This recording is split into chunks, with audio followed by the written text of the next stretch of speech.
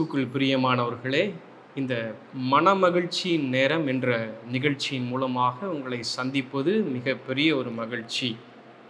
இன்றைக்கும் சிந்திக்கும்படியாக நாம் எடுத்துக்கொண்ட வார்த்தை ஆபகுக் தீர்க்கதரிசன புத்தகத்தின் 3ஆம் அதிகாரத்தின் 17ஆம் வசனம். அந்த வசனத்தில் ஆபகுக் தீர்க்கதரிசி மகிழ்ச்சியோடு ஒரு வார்த்தையை சொல்லுகிறார். அத்திமரம் துளிர் விடாமல் போனாலும், திராட்சை செடிகளில் பழம் உண்டாகாமற் போனாலும், ஒலிவ மரத்தின் பலன் அற்று போனாலும், வயல்கள் தானியத்தை விளைவியாமற் போனாலும், கிடையில் ஆட்டு மந்தைகள் முதலற்று போனாலும், தொழுவத்தில் மாடு இல்லாமற் போனாலும், நான் கர்த்தருக்குள் மனமகிழ்ச்சியாயிருப்பேன். ஒரு மகிழ்ச்சியின் வார்த்தையை ஆபகுக் தீர்க்கதரிசி சொல்லி நமக்கு வைத்திருக்கிறார். ஆனால் இதே ஆபகுக் தீர்க்கதரிசி 1ஆம் அதிகாரத்தில் வாசிக்கும் பொழுது அநேக கேள்விகளை ஆண்டவரிடத்தில் கேட்டார். நெருக்கமான கேள்விகளை கேட்டார், பாரமான கேள்விகளை கேட்டார். ஆபகுக் தீர்க்கதரிசி இஸ்ரவேல் ஜனங்கள் பாவம் செய்த நேரத்தில் வாழ்ந்த தீர்க்கதரிசி. இஸ்ரவேல் ஜனங்கள் ஆண்டவருக்கு பிரியமில்லாத காரியங்களை செய்த பொழுது அவர்கள் மத்தியில் வாழ்ந்த ஒரு தீர்க்கதரிசி. எனவே ஆண்டவரிடத்தில் கேட்கிறார், ஆண்டவரே, என் ஜெபத்தை நீர் கேளாமல் இருக்கிறது என்ன? இந்த ஜனங்களெல்லாம் எவ்வளவு பாவம் செய்கிறார்கள், இதை நீர் பாராமல் இருக்கிறது என்ன? என்னுடைய கண்கள் கொடுமையை பார்க்கிறதே, என்னுடைய கண்கள் வேதனையான காரியங்களை பார்க்கிறதே, எனக்கு சோர்வு உண்டாகிறதே. பாரத்தோடு புலம்பின தீர்க்கதரிசி 3ஆவது அதிகாரத்தில் மகிழ்ச்சியாய் சொல்லுகிறார், எதை குறித்தும் நான் பயப்பட மாட்டேன், எதை குறித்தும் நான் சோர்வடைய மாட்டேன், நான் மகிழ்ச்சியாய் இருப்பேன், என்ன நடந்தாலும் சரி நான் மகிழ்ச்சியாய் இருப்பேன். பாருங்கள், எவ்வளவு பெரிய ஒரு மாற்றம். பாரத்தோடு இருந்த ஒரு தீர்க்கதரிசி, கவலையோடு ஆண்டவரிடத்தில் கேள்விகளை கேட்ட ஒரு மனிதர் எப்படி இவ்வளவு மகிழ்ச்சியாக கவலை இல்லாத ஒரு வார்த்தையை பேசிட முடியும்? அநேக நேரத்தில் மனிதர்களாகிய நம்முடைய வாழ்க்கையிலும் அநேக கேள்விகள் இருக்கிறது, ஆழமான கேள்விகள் இருக்கிறது. நம்முடைய இருதயத்தின் ஆழத்தில் கவலைகள் இருக்கிறது. எப்பொழுது நம்முடைய கவலைகள் எல்லாம் மகிழ்ச்சியாய் மாறும்? 3 மாற்றங்களை இந்த ஆபகுக் தீர்க்கதரிசன புத்தகத்தில் நாம் வாசிக்க முடியும். அதைத்தான் சுருக்கமாக நாம் தியானிக்க போகிறோம். முதலாவது, ஆபகுக் தீர்க்கதரிசியின் கேள்வி ஒரு விண்ணப்பமாய் மாறினதாம். முதலாவது மாற்றம், கேள்வி விண்ணப்பமாய் மாறினதாம். பாருங்கள், இந்த ஆபகுக் தீர்க்கதரிசி ஆண்டவரிடத்தில் அநேக கேள்விகளை வைக்கிறார். ஏன் என்னுடைய கண்கள் கொடுமையை பார்க்க வேண்டும்? ஏன் என்னுடைய கண்கள் ஜனங்களின் பாவங்களை பார்க்க வேண்டும்? 1ஆம் அதிகாரத்தில் கேள்வியை வைக்கிறார். இப்பொழுது ஆண்டவர் பதில் கொடுக்கிறார். ஆபகுக், உன்னுடைய ஜெபத்திற்கு நான் பதில் கொடுத்து விட்டேன். இந்த தேசத்தின் ஜனங்களை அடிமைகளாக மாற்றப் போகிறேன். கல்தேயர் இவர்கள் மத்தியில் வந்து இவர்களை அடிமைகளாக மாற்றுவார்கள். தேசத்தை நான் சங்கரிக்க போகிறேன்.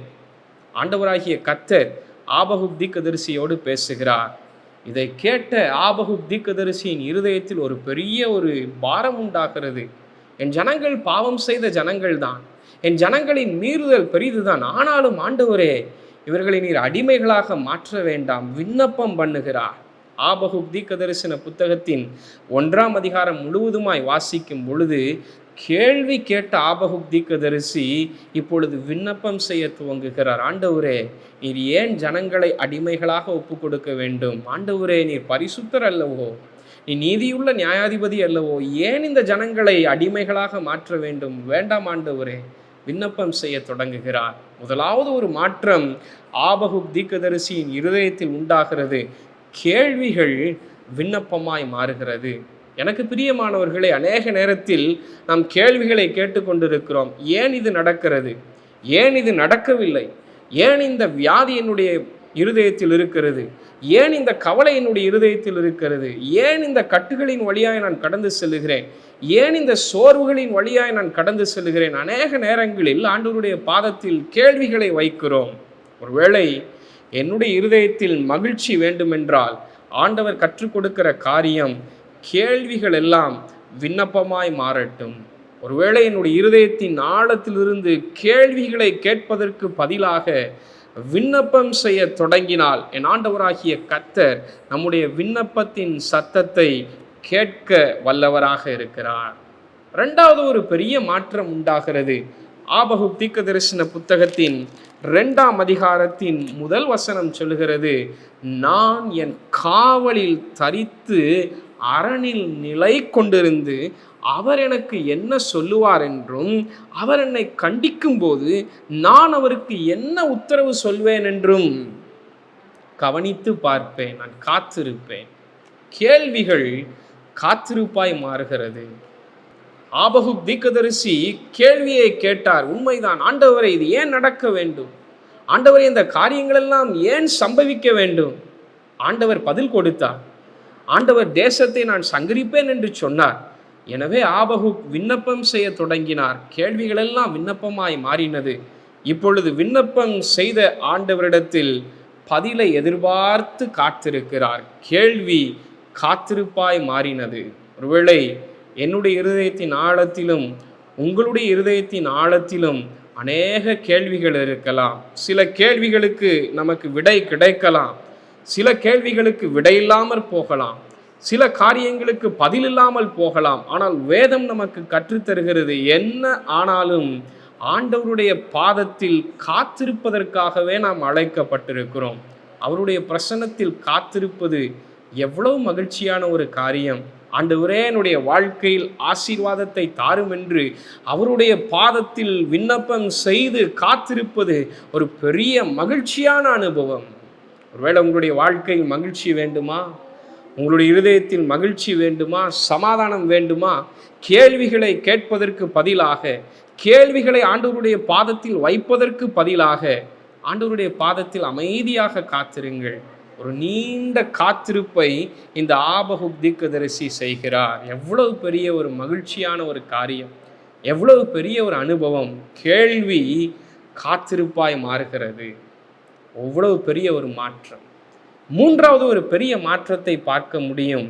கேள்வி விசுவாசமாய் மாறினதாம். கேள்வி விசுவாசமாய் மாறினது. பாருங்கள், கேள்வியை ஆபகுக் தீர்க்கதரிசி கேட்டார்.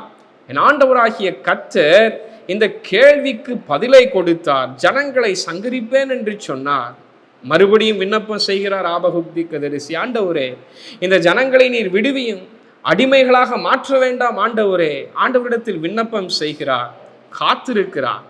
இப்பொழுது காத்திருந்த ஆபகுக்கு ஆண்டவர் மறுமொழியாக சொல்லுகிறார், ஆபகுக், நீ காத்திருப்பது உண்மைதான், நீ விண்ணப்பம் செய்தது உண்மைதான், ஆனால் இந்த ஜனங்களை நான் நிச்சயமாகவே சங்கரிப்பேன். அதுதான் தரிசனம். இந்த ஜனங்கள் நிச்சயமாக சங்கரிக்கப்படுவார்கள். எவ்வளவு பெரிய ஏமாற்றம் பாருங்கள். விண்ணப்பம் செய்து காத்திருக்கிறார். ஆண்டவர் எனக்கு நல்ல ஒரு பதில் தருவார், இந்த ஜனங்களையெல்லாம் விடுவிப்பார் என்று விண்ணப்பம் செய்து அவளோடு காத்திருந்த ஆபகுக் தீர்க்கதரிசிக்கு 3ஆம் அதிகாரத்தில் அந்த எதிர்மறையான பதில் கிடைக்கிறது. ஆனால் இந்த ஆபகுக் தீர்க்கதரிசி சொல்லுகிறார் பாருங்கள், ஆபகுக் தீர்க்கதரிசன புத்தகத்தின் 3ஆம் அதிகாரத்தின் 16ஆம் வசனத்தின் கடைசி பகுதியில் சொல்லுகிறார், என்ன நடந்தாலும் சரி, ஜனங்கள் சங்கரிக்கப்பட்டாலும், தேசம் அடிமையாகி போனாலும், பாருங்கள், இக்கட்டு நாளில் நான் இளைப்பாறுதல் அடைவேன். ஆண்டவர் பேரில் அவ்வளவு பெரிய ஒரு விசுவாசம். எல்லா சூழ்நிலைகளும் தலைகீழாக போகலாம், ஜனங்கள் சங்கரிக்கப்படலாம், ஆண்டவர் இரக்கம் செய்யாமல் போகலாம், ஆண்டவர் தமது தரிசனத்தை மெய்யாகவே நடப்பிக்கலாம், தேசம் சங்கரிக்கப்படலாம். ஆனாலும் என்னுடைய விசுவாசம் என் ஆண்டவர் பேரில் இருக்கிறது. பாருங்கள், 1ஆவது அதிகாரத்தில் கேள்வியை கேட்ட தீர்க்கதரிசி, 1ஆவது அதிகாரத்தில் ஆண்டவருடைய பாதத்தில் கேள்வியை வைத்த தீர்க்கதரிசி, ஆண்டவரே, என்னுடைய கண்கள் ஏன் கொடுமையை பார்க்க வேண்டும்? என்னுடைய கண்கள் ஏன் பாவத்தை பார்க்க வேண்டும்? என்னுடைய கண்கள் ஏன் கொடுமையான காரியங்களை பார்க்க வேண்டும் என்று கேள்வியை கேட்ட தீர்க்கதரிசி இப்பொழுது சொல்லுகிறார், என்ன நடந்தாலும் நான் இளைப்பாறுதல் அடைவேன். ஒருவேளை எதிரிகள் வந்தாலும், கல்தேயர் வந்தாலும் நான் இளைப்பாறுதல் அடைவேன். காரணம், என்னுடைய விசுவாசம் என் ஆண்டவராகிய கர்த்தருடைய பேரில் இருக்கிறது. ஆண்டவருடைய பிரசன்னத்தில் நாம் இருக்கிற பிள்ளைகள் அநேக நேரத்தில் நம்முடைய வாழ்க்கையில் தலைகீழான சூழ்நிலைகளில், நம்முடைய வாழ்க்கையில் நாம் நினைத்ததற்கு மாறான காரியங்கள் நடக்கும் பொழுது விசுவாசத்தை இழந்து போகிறோம், நம்பிக்கையை இழந்து போகிறோம். ஆண்டவரே, என்ன நடக்கிறது? என்ன காரியங்கள் சம்பவிக்கிறது? எல்லாம் எதிராக இருக்கிறதே, எல்லாம் தலைகீழாய் இருக்கிறதே, என்னுடைய ஜெபங்கள் கேட்கப்படவில்லையே, என்னுடைய விண்ணப்பத்திற்கு பதில் இல்லையே என்று அநேக நேரத்தில் அங்கலாய்த்து கொண்டிருக்கிறோம். ஆனால் ஆபகுக் தீர்க்கதரிசி 1ஆம் அதிகாரத்தில் அங்கலாய்த்து ஆபகுக் தீர்க்கதரிசி 3ஆம் அதிகாரத்தில் தன்னுடைய விசுவாசத்தை வெளிப்படுத்துகிறார்.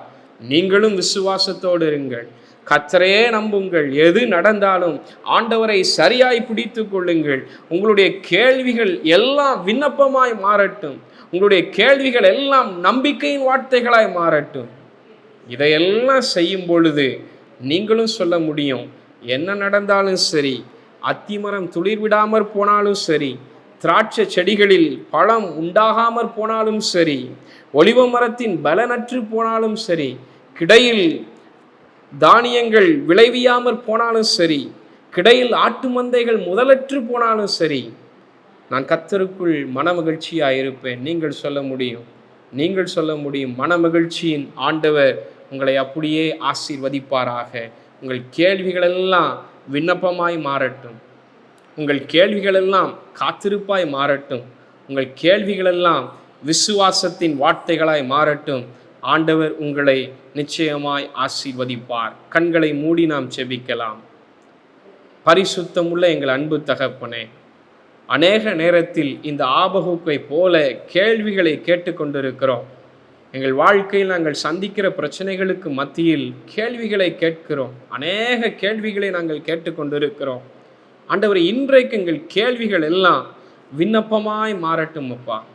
விண்ணப்பத்தின் ஆவியானவர் எங்களுக்காக நீர் வாக்கு கடங்காத பெருமூச்சுகளோடு விண்ணப்பம் செய்து கொண்டிருக்கிறீர்.